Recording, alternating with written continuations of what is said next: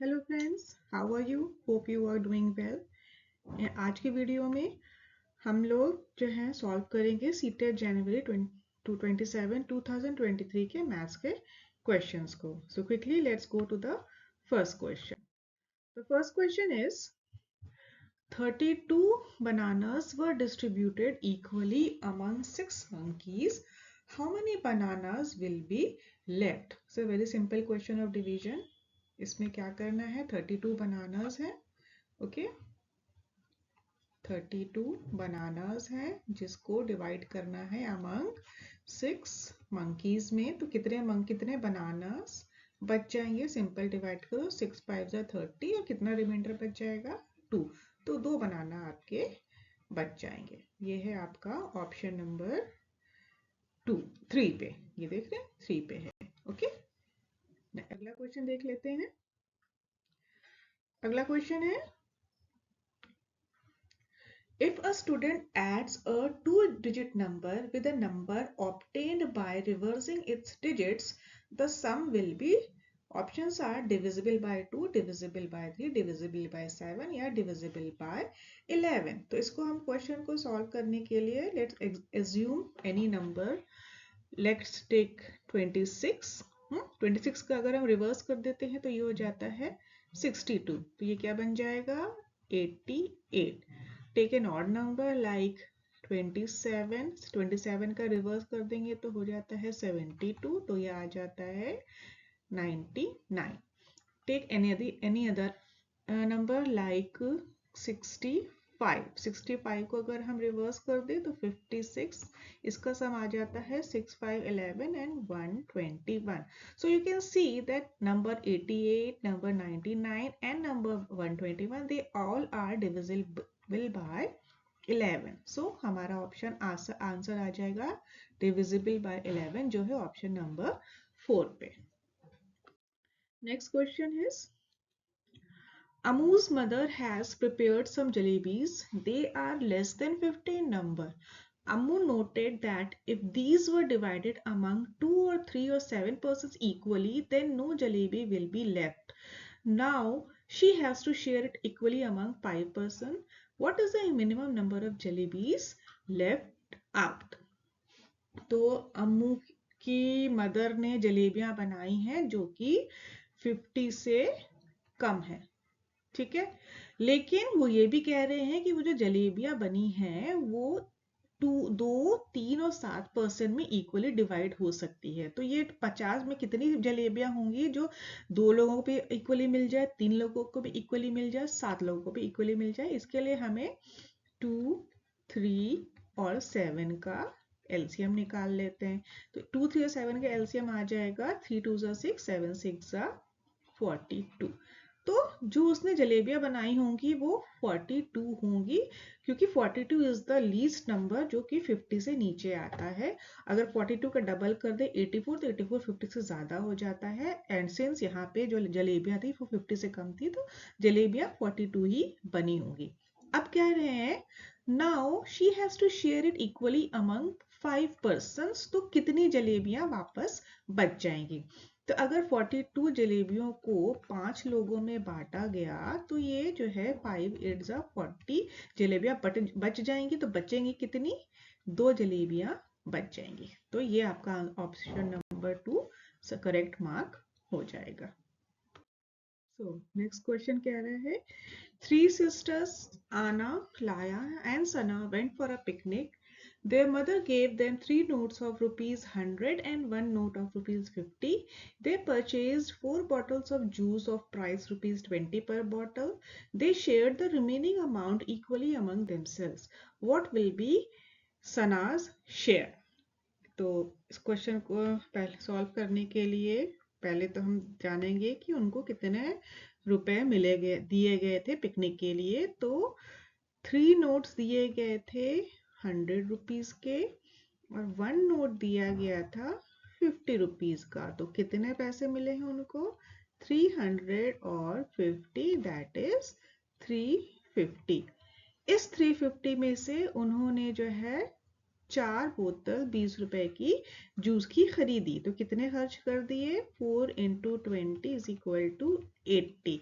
तो अब कितने पैसे बचे उनके पास? 87 270 रुपीज बचे हैं। अब इस 270 को तीनों को आपस में इक्वली डिवाइड करना है, जिससे हमें सना का शेयर मिल जाएगा। तो सना को मिल जाएंगे 90 रुपीज। ओके, 90 रुपीज है आपको ऑप्शन नंबर 4 पे। So this is the correct answer.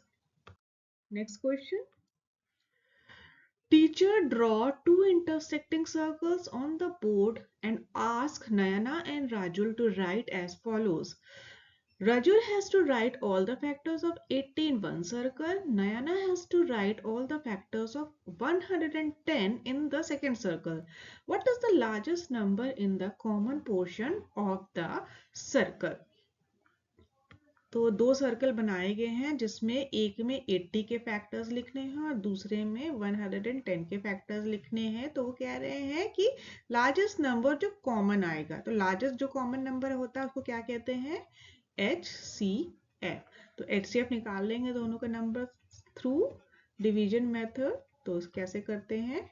80 × 80, ये 30 बचा। अब 30 को हम 80 से डिवाइड करें, मतलब 80 को 30 से डिवाइड करेंगे तो 30 2 60 आ जाएगा। यहाँ 20 रिमाइंडर बचेगा। 20 को हम 30 को 20 से डिवाइड करेंगे, 21 20 हो जाएगा। यहाँ पे कितना आ जाएगा? 10, और 10 को फिर 20 से डिवाइड करेंगे तो ये कंप्लीटली डिवाइड हो जाता है 2 से।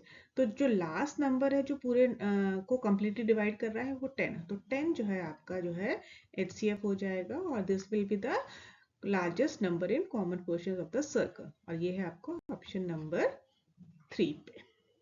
ओके, नेक्स्ट क्वेश्चन,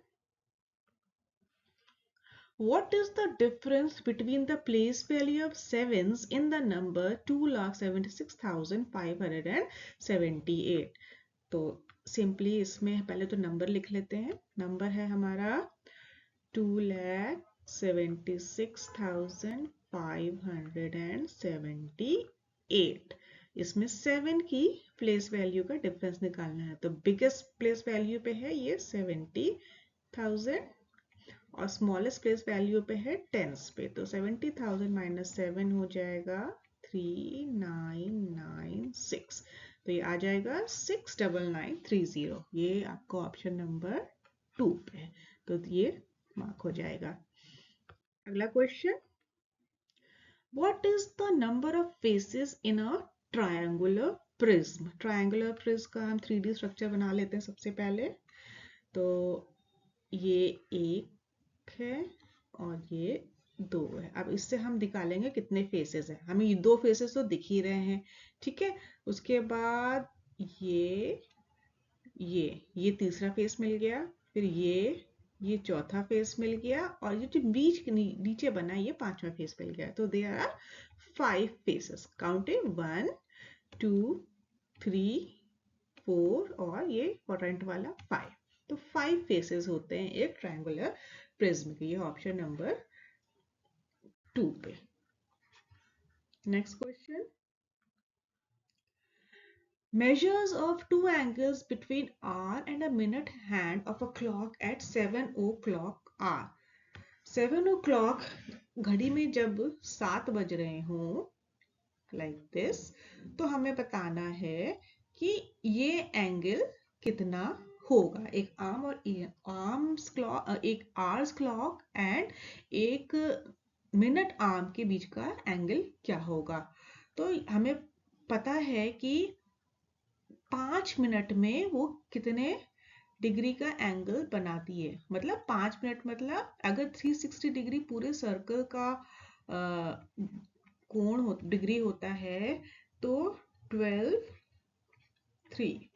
तो 5 मिनट में मतलब अगर वो 12 से 1 जाती है तो 30 डिग्री का एंगल बनाएगी। अब 7 से लेके 12 तक कितने डिजिट्स आएंगे? 7 के बाद 8 9 10 11 12। 5 आ रहे हैं। अब हर एक पे 30 डिग्री का एंगल बनता है, तो 5 पे बन जाएगा 150 डिग्री का एंगल। तो जिस भी ऑप्शन में 150 होगा वो हमारा करेक्ट आंसर हो जाएगा। ये ऑप्शन नंबर 3 पे है। 210 एंड 150, मतलब 210 हमारा ऑब्ट्यूज एंगल है और 150 हमारा ऑब्ट्यूज एंगल है और 210 हमारा रिफ्लेक्स एंगल है। ये ऑप्शन नंबर 3 पे। Next question, how many minimum number of square shaped stamps of side 1 centimeter are required to cover a figure which is of the shape of a rectangle of sides 4 centimeter and 6 centimeter attached to a square of side 3 centimeter?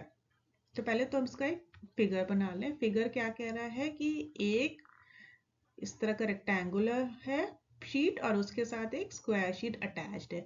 इस rectangular sheet के measurements हैं ये 4 और 6 और जो square sheet है उसका measurement है 3/3। ठीक है, तो कितने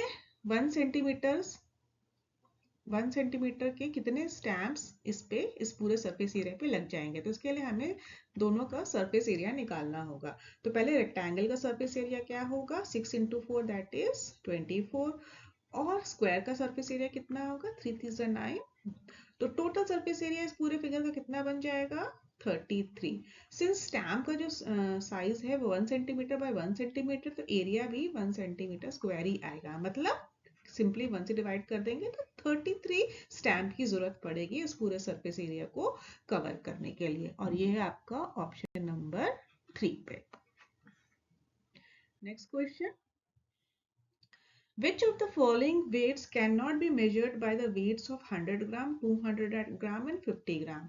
300 ग्राम मेजर हो सकता है, 400 ग्राम मेजर हो सकता है, 700 ग्राम भी मेजर हो सकता है और 750 नहीं हो सकता क्योंकि यहाँ पे कोई भी जो है वेट है वो 750 ग्राम्स का नहीं है। इसलिए जो ऑप्शन होगा वो 750 ग्राम्स होगा, जिसको हम इन वेट्स की मदद से मेजर नहीं कर सकते हैं। Next question, length of a rectangular field is 6 times its breadth. If length of the field is 120 meter, the perimeter of the field is।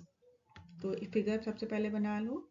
ये एक आपका फील्ड है, रेक्टेंगुलर फील्ड, जिसकी जो लेंथ है वो ब्रेथ की 6 टाइम्स है। तो अगर ब्रेथ 6 है तो लेंथ कितनी हो जाएगी, 6x हो जाएगी। If the length of the field is 120 meter, मतलब 6x बराबर 120 है, तो x कितना हो जाएगा, x is equal to 20 metre आ जाएगा। Then perimeter of the field, अब हम इसकी मदद से हम इसका पेरीमीटर निकाल लेंगे। तो 2 × 120 प्लस 20 कितना हो गया, 2 × 140, तो ये आ जाएगा 280 मीटर पेरीमीटर आ जाएगा। ये है आपका ऑप्शन नंबर 2 पे। अगला question, the number of certain articles sold by a shopkeeper on 6 consecutive days of a week is as shown below. What is the range of the sale of the article during the above days? तो यहाँ पे हमें range निकालनी है। Range का मतलब होता है maximum values minus minimum value. यहाँ पे मैक्सिमम वैल्यू देख लेंगे क्या आई है। मैक्सिमम है आपकी 350 और मिनिमम है आपकी 120। तो सिंपली 350 माइनस 120 ये आ जाएगा 0, 3 और 230। तो रेंज आ जाएगी 230, जो है आपको ऑप्शन नंबर 4 पे।